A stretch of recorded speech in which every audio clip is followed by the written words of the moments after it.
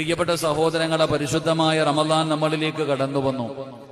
സത്യം പറഞ്ഞാൽ റമദാൻ തീർന്നു സഹോദരങ്ങളെ, വളരെ പെട്ടെന്ന്. സത്യം പറഞ്ഞാൽ വന്നതും പോയതും ഒന്നും അറിയണില്ല. പരിശുദ്ധമായ റമദാൻ വരുന്നതിന് മുമ്പ് 2 മാസക്കാലം മുമ്പ് നമ്മളൊക്കെ ദുആ ചെയ്തു, അല്ലാഹുമ്മ ബാരിക് ലനാ ഫി റജബിൻ വ ശഅബാൻ വബല്ലഗ്നാ റമദാൻ. അല്ലാഹുവിനോട് ദുആ ചെയ്ത് കാത്തിരുന്ന പരിശുദ്ധമായ റമദാൻ നമ്മളിലേക്ക് കടന്നു വന്നു. പടച്ചവനെ പെട്ടെന്ന് ഇങ്ങ് വന്നോ എന്ന് തോന്നി. ആ റമദാനിന്റെ 1-ാമത്തെ 10 റഹ്മത്തിന്റെ 10 വളരെ പെട്ടെന്ന് കടന്നുപോയി. നമ്മൾ വിചാരിച്ചു പടച്ചവനെ ഇനി മഗ്ഫിറത്തിന്റെ 10 ഉണ്ടല്ലോ.